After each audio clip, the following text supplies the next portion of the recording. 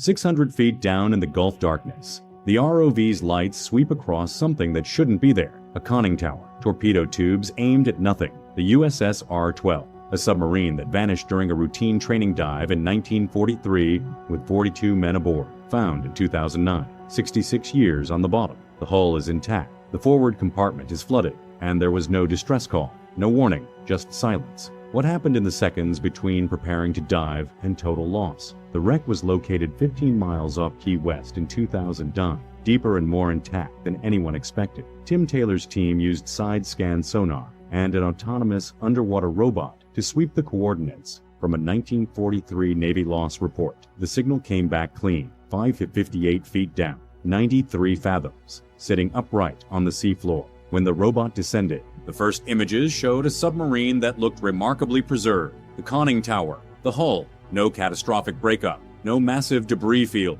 just a submarine that had settled onto the bottom and stayed there. The depth itself was a challenge. 558 feet puts the wreck well beyond recreational diving limits, in cold Gulf Stream currents, where visibility is minimal and pressure makes human access nearly impossible. But that same depth protected her. No trawler nets, no casual disturbance. The wreck sat untouched since the day she went down, preserved in darkness. Taylor's team had been searching for months, working from archival Navy loss reports that gave only approximate positions. Submarine sinking were often recorded with rough coordinates, especially training accidents close to home waters. The official report placed R-12 approximately 15 miles off Key West, but that's a search area covering hundreds of square miles. The sonar contacts came back empty dozens of times. False hits, geological features, coral formations that looked like man-made structures until the robot got close. But this contact was different. The sonar return showed hard angles, symmetry, a cylindrical shape 186 feet long, exactly matching R-12's specifications. When the underwater robot's cameras reached the bottom, the team knew what they'd found, because what they were seeing wasn't a wreck scattered across the seafloor. It was a submarine sitting upright, largely intact. R-12 was an R-class boat, built in 1919 as part of the post-WWI naval expansion. By the time WWI started, she was already obsolete, slow, cramped, designed for coastal defense. Not the deep ocean patrols that modern fleet boats were running in the Pacific. But in 1940, with war breaking out in Europe and U-boats prowling the Atlantic, the Navy pulled her out of reserve and put her back in service. Not for combat, for training. By 1943, the submarine force was expanding faster than crews could be trained. New boats were coming off the production lines every week, but you can't just hand someone the controls of a fleet boat and send them into combat. They needed time in the water, time running drills, time learning how a submarine moves, how it dives, how it surfaces. The R-class boats became floating classrooms. On June 12, 1943, R-12 was running practice approaches off Key West, standard training exercise, the kind the crew had done hundreds of times. She had a mixed crew that day, American submariners and 2 Brazilian naval officers, observers learning anti-submarine warfare tactics as part of the wartime alliance between the U.S. and Brazil. She prepared to dive, and then she was gone. No distress call, no surfacing. The Navy's investigation concluded the cause was unknown, though flooding of the forward battery compartment was probable. The boat was located during a 14-day search on June 23, 1943, but at 558 feet, recovery was impossible with the technology available at the time. The discovery in 2009 didn't answer what happened. It made it more urgent because the submarine looks complete, and that completeness suggests whatever killed R-12 happened fast. Too fast for the crew to react, too fast to send a call for help. Taylor's team documented the site with Navy cooperation, operating under permits from the Naval History and Heritage Command. The wreck is treated as a war grave. Everything was recorded, nothing was disturbed, and 42 men were still inside. But why is the hull still whole? And what does the wreck's position tell us about those final seconds? The last known action aboard R-12 was preparing for a practice dive, a maneuver the crew had done hundreds of times. Between 12:20 and 12:25 p.m., something went catastrophically wrong. There was no final transmission, no mayday. The boat simply went under and didn't come back. Survivors, 5. All topside crew who were blown clear when the boat went down. Seaman Second Class G. A. Schreiber, Torpedo Man Second Class E. S. Keller, Radio Man Third Class N. C. Flath, Chief Electrician's Mate C. M. Owens, and Lieutenant Commander E. E. Shelby, the commanding officer. They reported the bow dropping suddenly, the stern lifting, and then they were in the water. One survivor described the bow going down fast. Another mentioned the surface churning with air bubbles, then going still. They treaded water,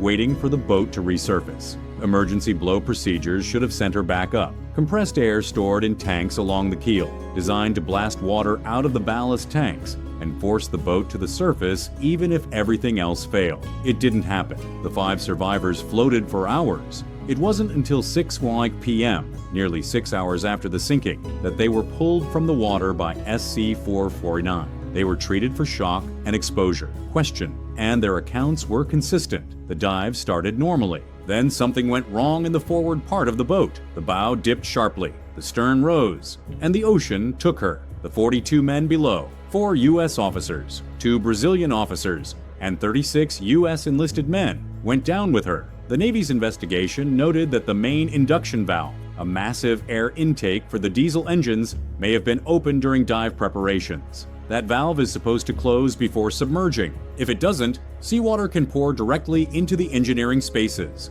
If that valve stayed open even seconds too long, seawater floods critical compartments. The boat's nose drops. Trim is lost. In an R-class sub, with a cramped layout and manual systems, there's no time to react. You can't pump out water faster than the ocean can pour it in. The boat tips forward, pressure builds, and the dive becomes uncontrolled. Submarines operate on a delicate balance. Ballast tanks along the sides of the hull can be flooded or blown to control buoyancy. Trim tanks fore and aft fine-tune the angle, but all of that assumes the interior spaces are dry. If seawater breaches the pressure hull through an open valve, a cracked seal, a failed gasket, the weight distribution changes instantly. The bow goes down. The pumps can't keep up. And once the descent starts, it's almost impossible to stop. The Navy's investigation concluded that flooding of the forward battery compartment was probable. When saltwater hits lead-acid batteries, it creates chlorine gas, a choking, toxic cloud. The chemical reaction is immediate and violent. Hydrogen gas is also produced, which in a confined space can ignite. The investigation noted these possibilities, but couldn't determine the exact sequence of events.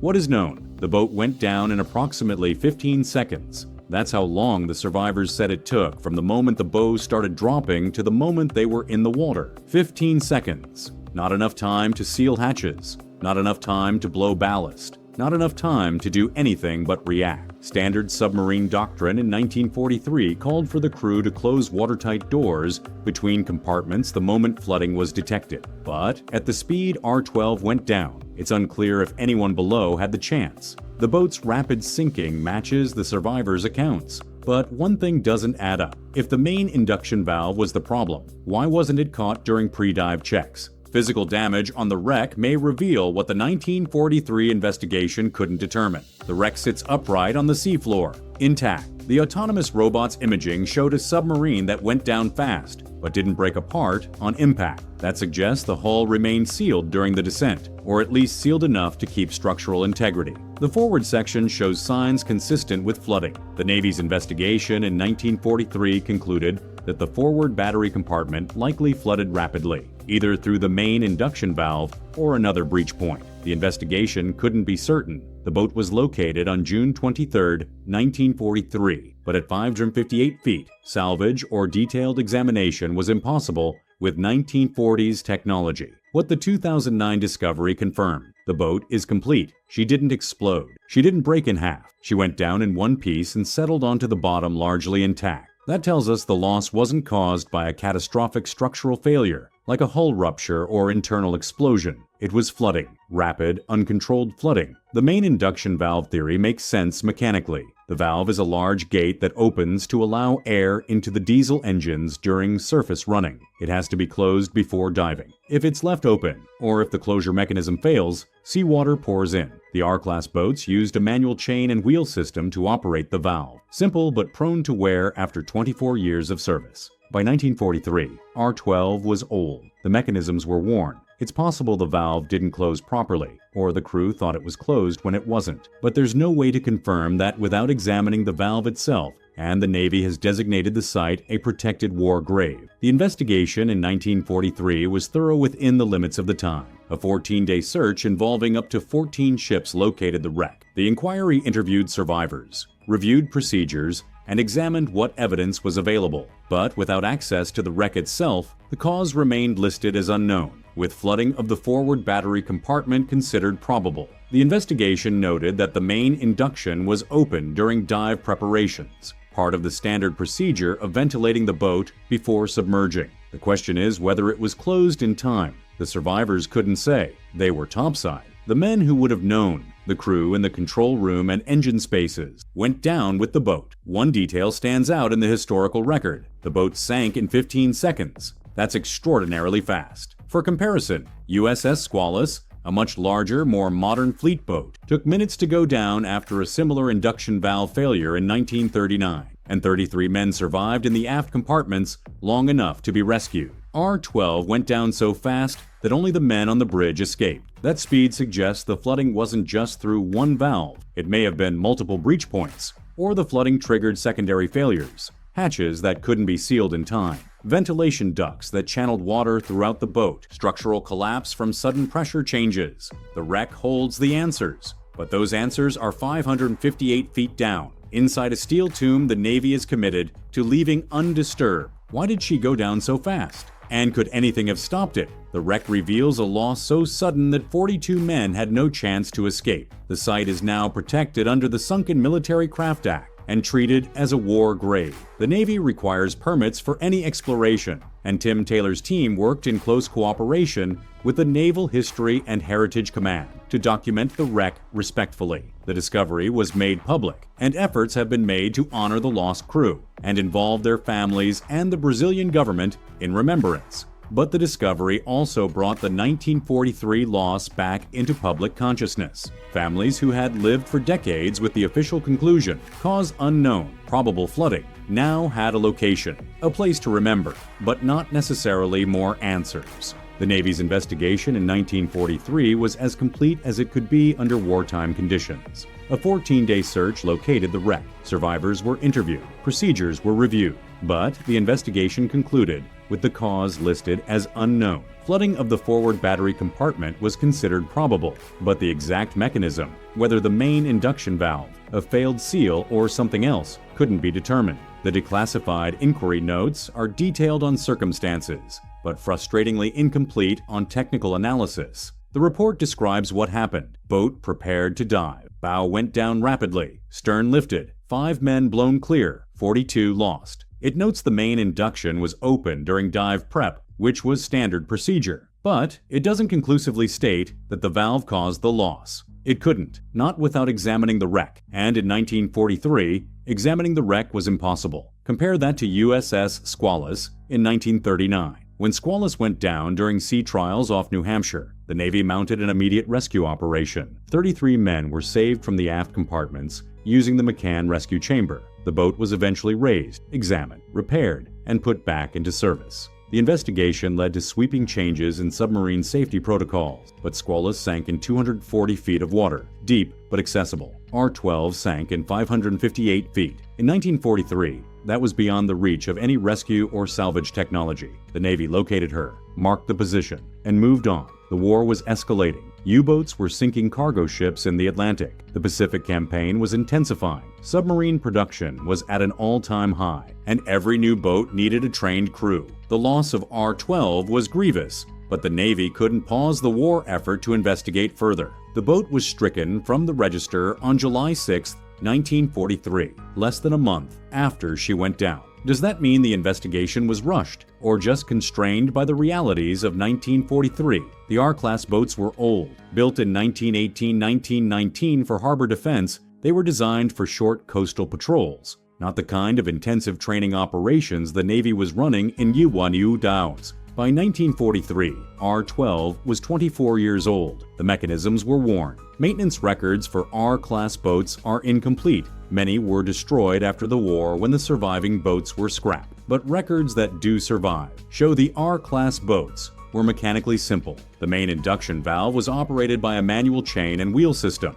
No hydraulics, no electric actuators. You turned a wheel, the chain pulled, the valve closed. Simple systems are reliable, but they wear out. If R-12's induction valve was worn, was it reported? Was it flagged for repair? The records don't say. And without access to the wreck, there's no way to know if the valve failed mechanically or if human error left it open. The wreck sits in the dark, 558 feet down, with potential answers locked inside. The control room, the valve itself, the compartments where 42 men spent their final moments, all still there. But the Navy has designated the site a war grave. Exploration requires permits. Disturbance is prohibited, and there are no plans to raise the boat. Raising R-12 would be possible with modern technology. Deepwater salvage operations have recovered aircraft and ships from greater depths, but it would cost millions. It would take years, and it would require disturbing a site where 42 men remain. Is that worth it for answers the Navy concluded were unknowable in 1943? There's precedent. USS Squalus was raised. The Confederate submarine H.L. Hunley was brought up from Charleston Harbor in 2000, painstakingly conserved, and the crew's remains were recovered, identified, and buried with full military honors. The boat itself is now in a museum, but Hunley was a unique historical artifact from the Civil War. Squalus was a modern fleet boat with strategic value. She was repaired and served the rest of the war as USS Sailfish. R-12 is neither. She's a worn-out training boat from 1919. Lost in a probable accident, with no strategic or historical value beyond the men she took with her. And those men deserve to rest undisturbed, so the wreck stays where it is. A steel cylinder on the Gulf floor, slowly corroding in the salt water. The hull will eventually collapse. The compartments will flood completely. The evidence will degrade, and the exact cause of the loss will remain what it was in 1943, unknown, with flooding of the forward battery compartment considered probable. The families have a location now, a place to remember. Memorial efforts have honored the crew. The discovery brought closure of a kind, not answers, but confirmation, proof that the men are still there, still together, still aboard the boat they served. But for those who want to know exactly what happened, the wreck offers only possibilities. The main induction valve, a failed seal, a worn mechanism, human error, mechanical failure, or some combination of factors that converged in 15 seconds of catastrophic flooding. The wreck sits in the dark, 558 feet down, and the answers may stay there forever.